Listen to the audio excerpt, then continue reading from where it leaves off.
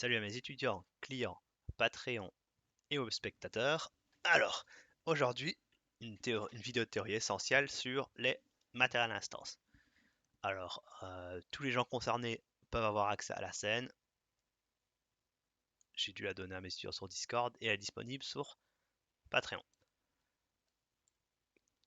Les matériels instances, ou on va dire en français instances de matériaux, avant tout, qu'est-ce que c'est? Alors, vous avez déjà un projet, vous avez déjà créé des matériaux. Si vous ne savez pas ce que c'est un matériel, vidéo précédente dans la description. Donc, on a un matériel.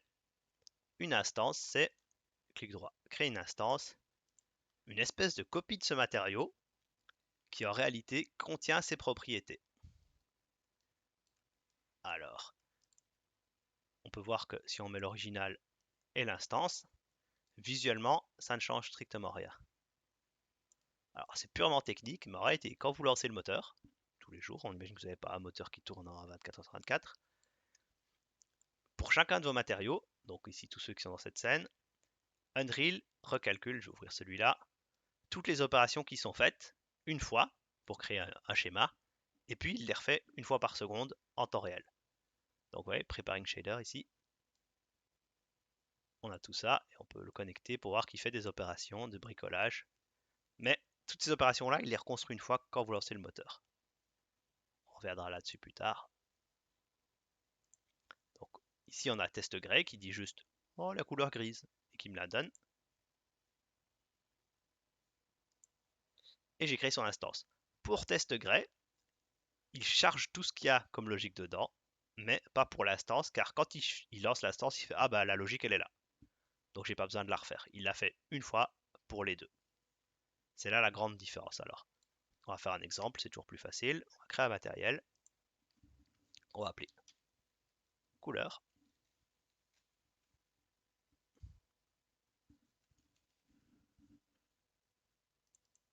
On va aller dans couleur. On va créer une constante à 3 vecteurs qu'on va rendre rose.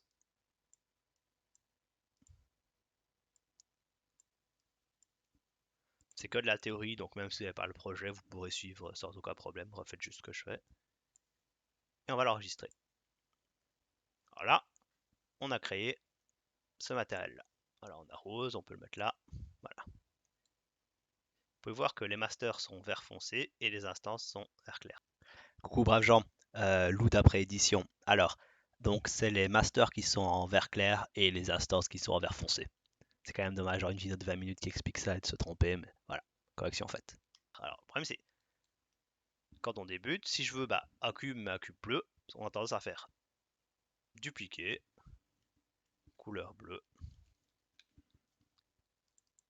On va évidemment changer la couleur. Et sauvegarder. Vous voyez que chaque fois, il refait tout son petit calcul, tout le processus. Machin. Et voilà, on a mis du bleu. C'est ce qu'il faut absolument pas faire. Parce que quand je vais lancer le moteur, il va charger toute la logique de couleur bleue et toute la logique de couleur rose à chaque lancement. Alors en réalité, ce qu'on veut, c'est prendre, peu importe, couleur, créer une matériel instance qu'on va immédiatement noter couleur bleu. Alors j'en ai déjà une, donc on va mettre bleu E. Voilà. Et là maintenant, on a un enfant de la couleur originale. Je peux supprimer couleur bleue ici, ça va me faciliter la vie. Alors, vous dites, ok, mais comment je la rends bleue? Puisque j'ai pas accès à la logique. Alors, pour ça, il faut aller dans le master. Et ceci, puisqu'on veut le changer, on va le convertir en paramètres. On va le convertir en paramètres. Choix de la couleur. On enregistre, on sauvegarde.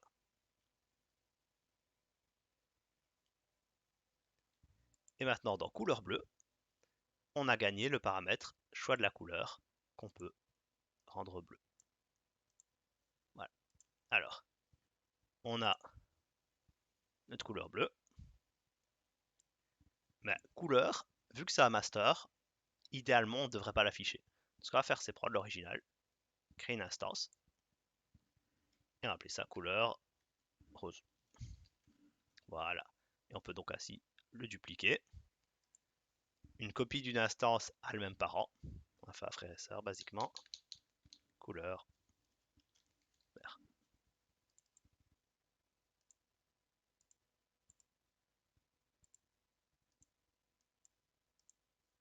Relativement simple.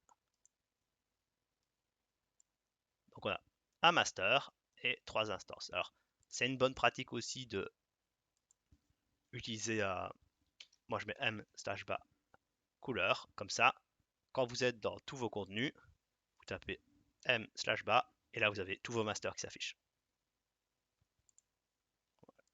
Alors, donc on a notre fonctionnement de base. Donc, ce qu'il faut retenir, deux avantages principaux. Le premier qu'on a vu ici, c'est que au chargement du moteur, il cherche toute la logique que des masters, puisque les instances ont la même logique. Donc on gagne du temps de chargement. Alors, si c'est la première fois que tu utilises un drill, vous avez probablement un méga projet avec des milliers de matériaux qui fonctionnent pareil. Vous pouvez en charger un ou deux qui fonctionnent différemment. Et puis toutes les instances, ce qui sera rapide, ou vous pouvez charger les 1000, ce qui fait que votre projet prend 1h30 pour s'ouvrir. La différence est quand même notable. Un autre avantage assez subtil, c'est que, imaginons on veut faire un changement. Bah, si je vais dans M couleur et que je la rends turquoise, j'ai dû faire ça, puis sauvegarder. C'est long, ça charge, et puis seulement il a fait le changement. Alors, pourquoi M couleur rose a changé? Parce que le paramètre n'était pas activé, c'était la couleur par défaut. Donc je dois actuellement le rendre rose pour qu'il reste rose. Voilà. C'était lent, c'était hasardeux, et j'ai pas pu voir le changement avant de l'avoir fait. Et j'ai dû sauvegarder. Alors que, si, on va le dupliquer, on va appeler ça M couleur jaune. On a une instance déjà appliquée sur un objet. On va quand même l'ouvrir. J'ai M couleur jaune, il est là. Je peux le changer en temps réel et ça change instantanément. Vous voyez? Pourquoi? Parce que le calcul est déjà fait et on change que des variables. Donc voilà, deuxième avantage, on peut changer tous nos paramètres en temps réel dans les instances, alors que dans les masters, il faut aller vérifier la logique, sauvegarder et compiler. Pas grand chose à dire de plus, on va faire une petite démo avec un exemple. Et puis vous aurez eu l'essentiel. Donc j'ai créé un matériel inutilement complexe, M needlessly complex. Alors qu'est-ce qu'il fait? Il mélange ces deux couleurs là à travers ce masque-ci, ça donne ça au final. Il mélange cette couleur là, cette fichier texture là avec la couleur jaune à travers le même masque, puis il mélange les deux résultats, donc 1 et 2, à travers un masque de moitié-moitié. Puis il rajoute la normale et l'ambient occlusion. Donc on a un drôle de matériel, je vais mettre en plein écran, tiens. Toutes les textures de ce projet, elles vont être mises à l'échelle par une multiplication de leurs coordonnées. Ouais, à chaque fois, il doit préparer les shaders. Ce qu'on fait là, il doit le refaire à chaque lancement d'Unreal, pour chaque matériau. Donc ça va vite être coûteux en performance et en temps de lancement. Là, on a notre matériau inutilement complexe. Qu'il est beau. Alors, bah, on va pas vous mentir, on va pas faire les sauvages, on va pas qu'il y ait 3 copies pour tester. Mais il est très lourd au lancement. Ce qu'on va faire, c'est créer notre instance. On va enlever le m/ puisque c'est notre instance. On va le mettre sur un de nos blocs. Voilà, déjà il n'aime pas ça. Alors, dans notre instance, on va voir qu'on a un seul paramètre que j'ai déjà préparé, qui est la couleur. Donc on peut changer la couleur de la partie là. Alors ce qu'on voudrait, c'est que littéralement tout soit paramétrable. Donc, on va retourner dans le matériel. Alors, je vais couper tout ça parce que j'en ai quand même un peu beaucoup. Et on va préparer sa conversion en instance. Donc on est dans l'original. Color 1, elle est là. Ça c'est color 2. Clic droit, convertir en paramètre. Color 2. Alors, ici, c'est ce qui multiplie le nombre de fois où on les voit sur la hauteur selon la largeur pour nos textures. On va faire convertir en paramètres et c'est un scalaire. Donc maintenant on peut le changer dans l'instance. On va mettre 2. Sauvegarder. Alors, tout ce qui est ici quasiment peut être un paramètre. Ces valeurs-là de métallique, vu qu'elles apportent rien, on va pas les convertir en paramètres, mais vous pouvez si vous voulez. Alors, ça c'est notre premier masque, donc on va le convertir en paramètre qu'on va appeler masque. Tu vas me laisser le changer. Masque 1. Et là on a un second masque qu'on va convertir en paramètre. On va appeler tout du temps masque 2. Ce qu'on va faire dans l'instant, c'est qu'on va convertir masque 1 et masque 2 pour vous montrer que c'est possible. Alors, ça c'est notre troisième couleur, donc convertir en paramètre color 3. Notre première texture de couleur.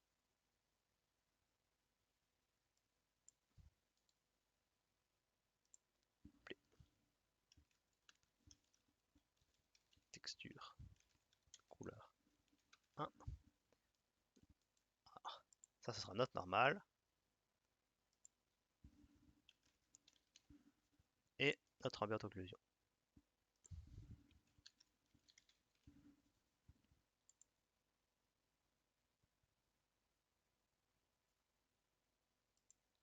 Maintenant, quand je vais dans mon instance, toutes ces options que j'ai préparées, je peux les changer en temps réel et directement.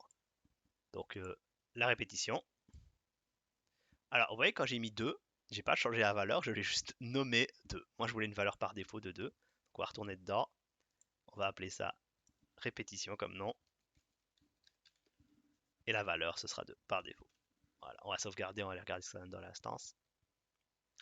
Vu qu'on l'avait déjà activé, c'est plus la valeur par défaut, mais on a une petite flèche pour dire valeur par défaut. Voilà. Voilà, il a mis 2 fois. Alors, mon ambient, j'en ai pas d'autre, donc je vais pas le changer. Mon masque 1 et mon masque 2, je vais les intervertir. Je vais mettre, si tu veux me laisser choisir ma texture. Alors, je ne peux pas faire CTRL espace, parce qu'on n'est pas dans Unreal 5.1, je crois. Si, ok, on est dans Unreal 5.1. Hop. Pour masque 1, je vais mettre masque 2. Voilà. Et pour masque 2, je vais mettre masque 1. Fan. Alors, ma texture, je suis pas sûr que j'en ai une autre. On va regarder.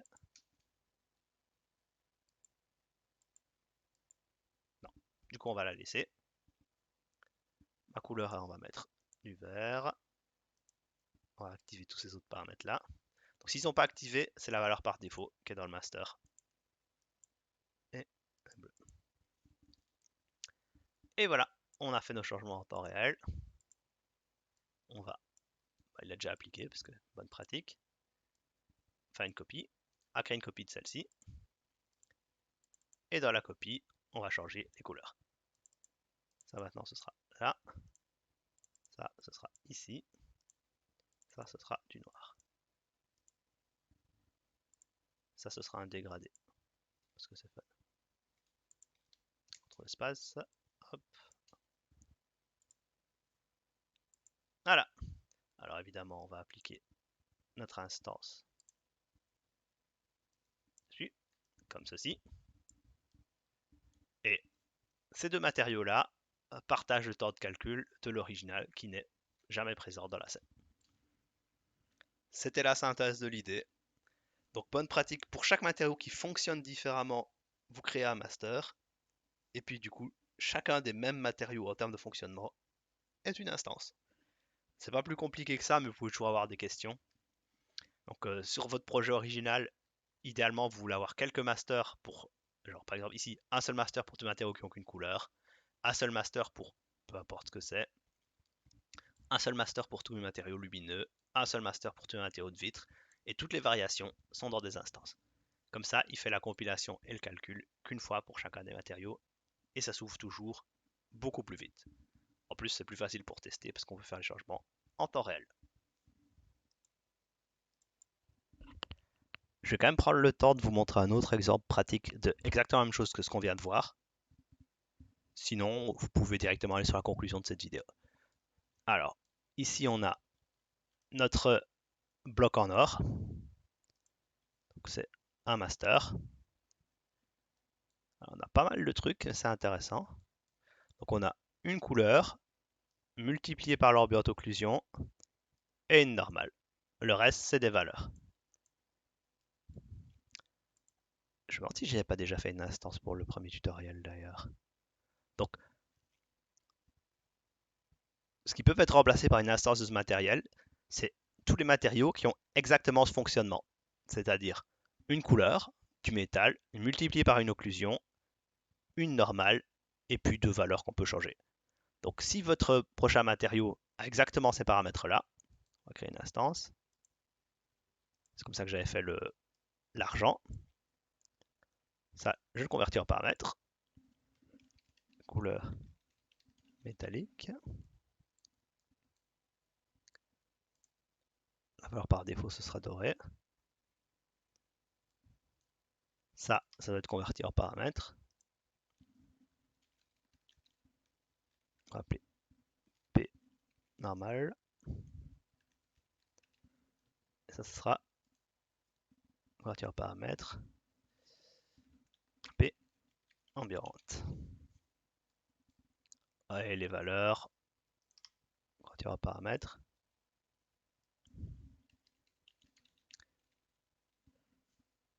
Parfait, ça, il l'a carrément enlevé.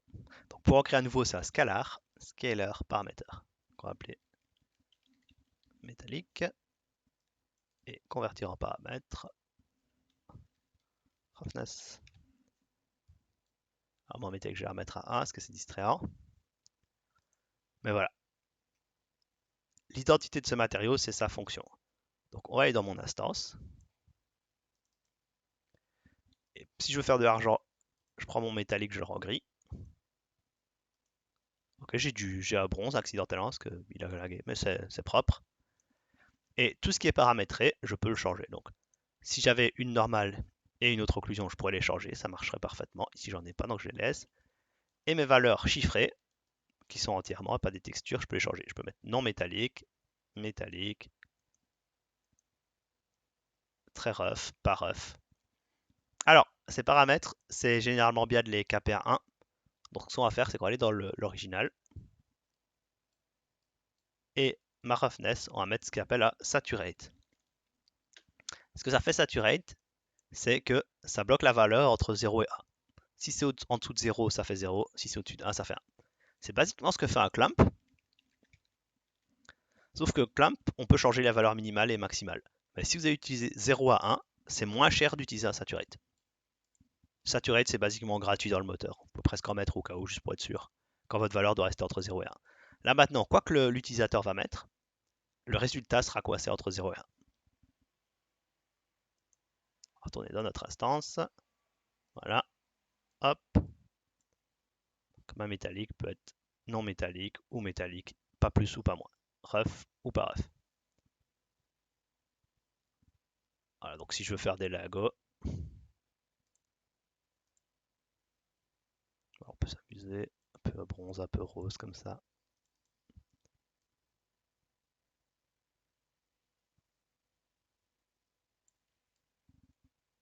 Voilà. Donc on a créé une instance.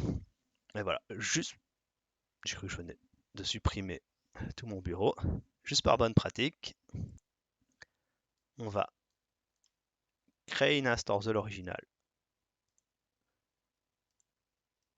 Ici, qui est déjà nommée correctement, Default Gold. Et on va appeler ça Master Engraved Material. Voilà. Alors, une autre bonne pratique, c'est d'avoir un seul dossier avec ses masters. Et puis, ce que vous faites, c'est que vous pouvez les faire glisser dedans.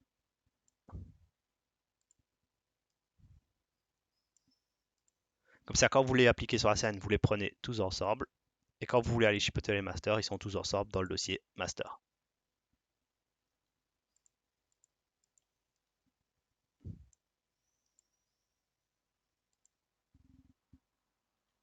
Alors tout ça, c'est des masters, ils devront être renommés de façon appropriée. Mais voilà, vous avez compris l'esprit. Donc idéalement, chaque matériau a son propre fonctionnement, un master, vous créez une instance à appliquer dans la scène, et puis chaque variation des paramètres, vous devez les activer comme paramètres dans le master, et puis n'appliquer que des instances dans votre scène. Copier une instance fait une autre instance du même master. Alors en théorie, vous pouvez faire des instances de vos instances, mais je vous recommande de ne pas le faire, et j'ai pas encore trouvé l'intérêt. Ça viendra probablement. Et chaque changement que vous faites dans le master se répercute sur les instances jusqu'à ce que le paramètre soit activé et changé. Si vous avez des questions générales sur les matériaux, elles sont bienvenues sur le Patreon ou sur mon Discord. Si vous avez des questions sur ce qu'on a vu ici dans la vidéo et les matériels instances, elles sont extrêmement bienvenues dans les commentaires. N'hésitez pas, même les questions stupides, parce que ça fait de l'interaction pour la chaîne. Voilà, je vous souhaite à tous un bon travail et à une prochaine fois.